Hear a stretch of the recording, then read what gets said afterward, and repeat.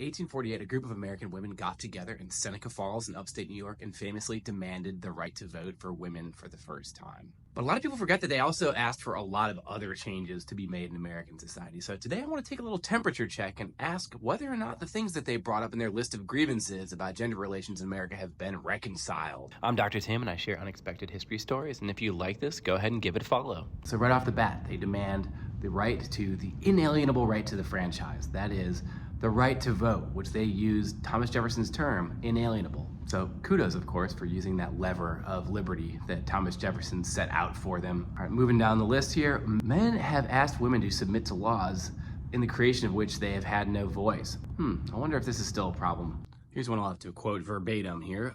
He has monopolized nearly all the profitable employment, and from those she is permitted to follow, she receives but a scanty remuneration. As a teacher of theology, medicine, or law, she is not known. So what are they talking about here? Well, one thing they're talking about is a glass ceiling. They're not using that word, but they're talking about the fact that women are being denied from access to certain levels of status in the professional world.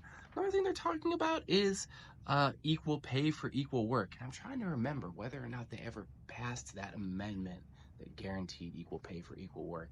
Here's the doozy.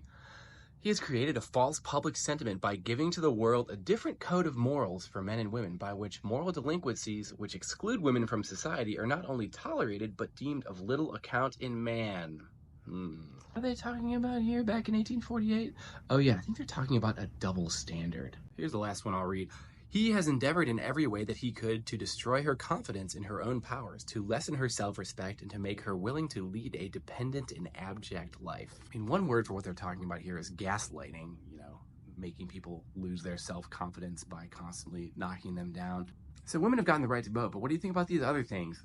Gaslighting, social and moral double standards. I think it's noteworthy that how fresh these things are that Elizabeth Cady Stanton and Lucretia Mott were talking about back in 1848 at the Seneca Falls Convention. And look, the irony of Dr. Tim mansplaining women's history is not lost on me, which is why it's all the more important that folks log in and let me know what you think about these things.